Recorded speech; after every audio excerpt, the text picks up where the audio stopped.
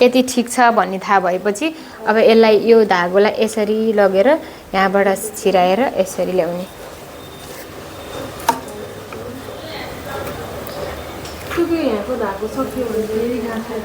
मिल्छ। अब यसरी डबल गरिदिनु है सुरुमा। फर्स्टमा मैले डबल गरिदिएँ। अब बुन्ने छान्ने मान्छेले दुबो दिँदै गर्नुहुन्छ। छान्ने मान्छेको एकदम भूमिका हुँदो रहेछ होइन दुबो राम्रो छान्दिनमा। अब माथिको नमिलाइकन दिनु है, लामो लामो बनाएर दिनु है। माथिको मिलाउनु पर्दैन। अब यहाँबाट लग्यो, यहाँ राख्यो। यो तलको अब बुन्दाखेरि हेर्नु है, तलको चाहिँ हामी यसरी मिलाउँदै लान्छौँ। यस्तो यस्तो गरेर गर्नु भएन। अघि हामीले जसरी दुबो मिलाउँदाखेरि बराबर गरेको थियौँ नि, यसलाई पनि बराबर गर्नुपर्छ। यसरी राख्नु अथवा यसरी राख्नु हुँदैन है। त्यसरी राख्नुभयो भने फेरि दुबो मिलाएको केही काम लाग्यो त लागेन। दुबो मिलाए पनि फेरि माला उन्ने बेलामा चाहिँ लामो छोटो भइहाल्यो।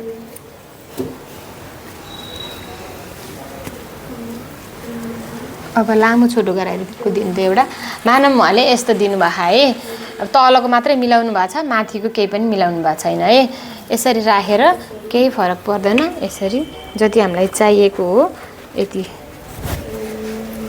तल हामीलाई जति चाहिएको हो त्यति राखेर यसरी उन्न सकिन्छ। माथिको यस्तो जिगज्याग भएर केही फरक पर्दैन। माथि अहिले काट्दै काट्दै रहनु पर्दैन है। लामो छोटो भयो नि केही हुँदैन। माथिको लामो छोटो हुन दिनु, खासै हिँड्दैन क्या। भाँचिरहनु पर्दैन है। त्यो चाहिँ माथिको लामो छोटो भएर केही फरक पर्दैन। माथिको लामो छोटो हुन दिनु। अब यसरी एकजनाले छानेर दिन्छ, एकजनाले। यो चाहिँ टाइट हुनु पर्यो। तल बराबर पुर्याउनलाई जहाँ पुग्छ त्यहीँ राख्ने। यो चाहिँ मैले लामो माला नापेको भएर अलि लामो बनाएको छु है। तर तपाईँहरूले अलि छोटो बनाउनु भए पनि हुन्छ।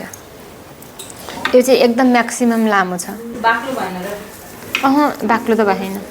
योभन्दा बाक्लो बनाउनुपर्छ। यदि बाक्लो छ जरी भने, यत्रो जरी छ भने यो ठिकै छ, पातलो भयो। यति, यो चाहिँ बेसी लामो भयो। यति लामो चाहिँदैन। यो मालालाई हो भने यति, त्यो अर्को जरीलाई हो भने यो जरीलाई भएको भएर यति।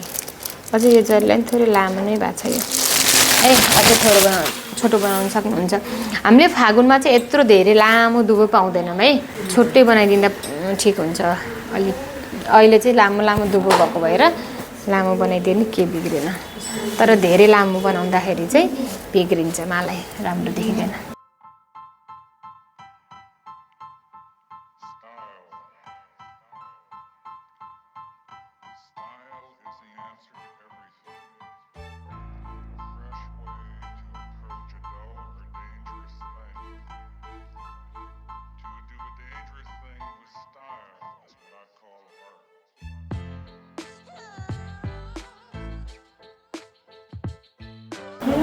अब यहाँबाट छिराएर यसरी टाइट गर्ने।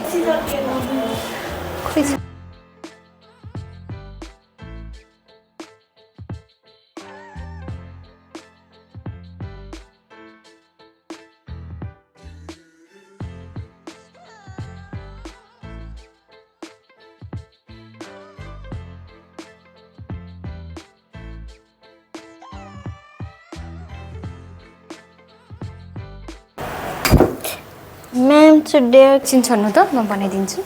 चुड्डिएर त्यस्तो धेरै डराउनु पर्ने आत्तिनु पनि केही पनि छैन है। सबैजनाले हेर्नु है। अब यहाँ बुन्दा बुन्दै चुड्यो भनेदेखि यस्तो भयो है हाम्रो। अब यसलाई निकालिदिनु, यहाँनिर लगेर यसलाई यसरी हामीले सुरुमा स्टार्ट गर्दाखेरि यसरी नै गाँठो पारेको थियौँ नि, त्यसरी नै यसरी पारिदिनु। अनि यहाँ लगाएर टाइट गरिदिनु। एकचोटिमा टाइट नभए जस्तो लाग्छ भने दुईचोटि गरेर यसो गरिदिनु। अब फेरि तपाईँले यहाँबाट राख्नु भएपछि यो गाँसेको ठाउँ छोपिन्छ, केही फरक पर्दैन। यदि तपाईँलाई गाँसेको ठाउँ यहाँ देखिए जस्तो लाग्यो, यस्तो देखिरह जस्तो लाग्यो भने अलिक ठुलो हाल्न सक्नुहुन्छ है। यहाँ यदि अझै पनि देखिराखे जस्तो लाग्यो भनेदेखि चाहिँ यहाँ माथि हामीले जरी राख्छौँ नि त, यहाँ जरी राख्दाखेरि यस्तै छोपिहाल्छ। यो गाँसेको ठाउँ देखिँदैन है हाम्रो।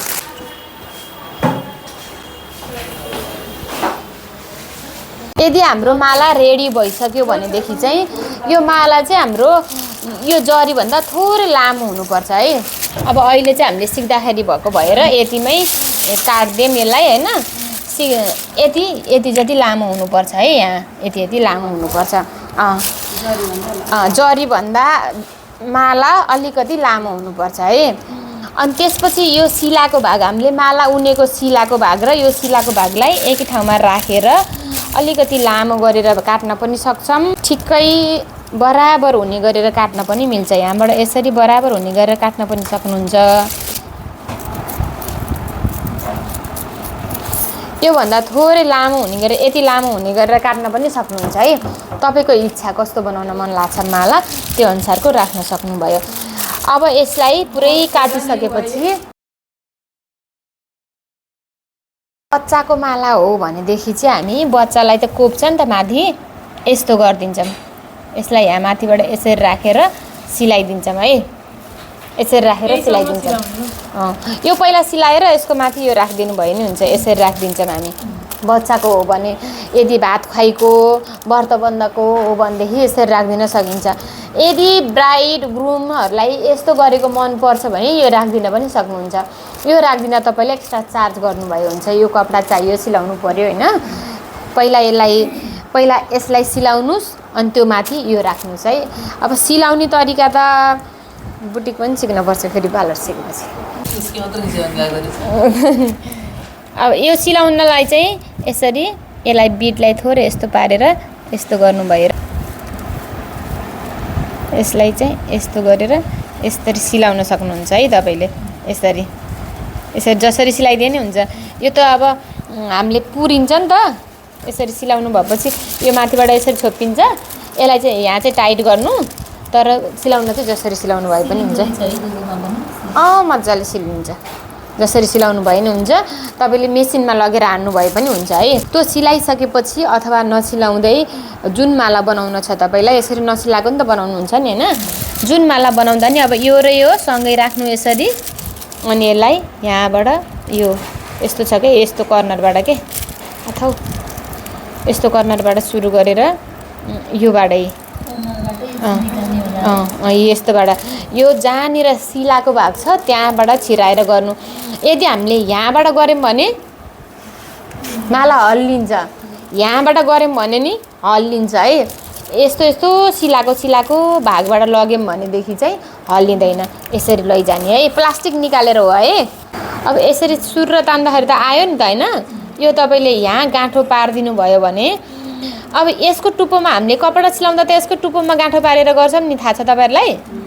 यसको टुप्पोमा गाँठो पारे पनि दुबोबाट त छिर्दिन्छ, के काम भएन होइन। टुप्पोमा गाँठो पारेको अब यहाँनिर गाँठो पारिदियौँ हामीले, योसँग गाँठो पारिदियौँ है।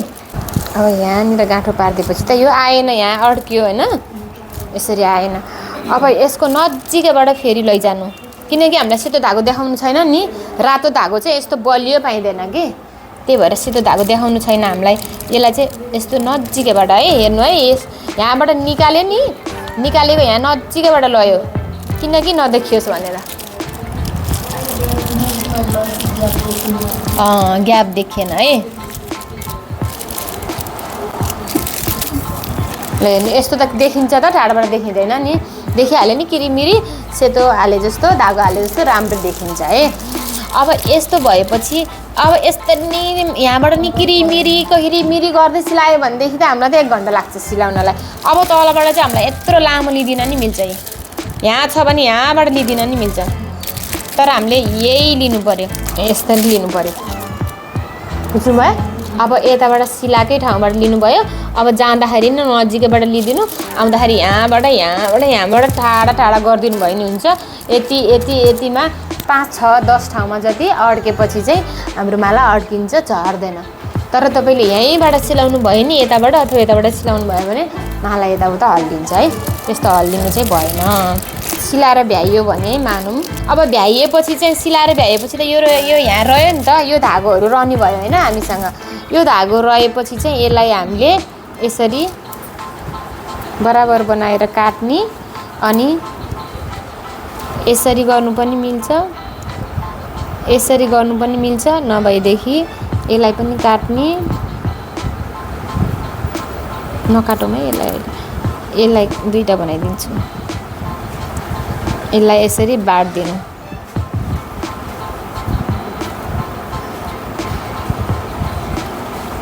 बुझ्नुभयो? यसरी बाटिदिनु भयो भने राम्रो पनि देखिन्छ।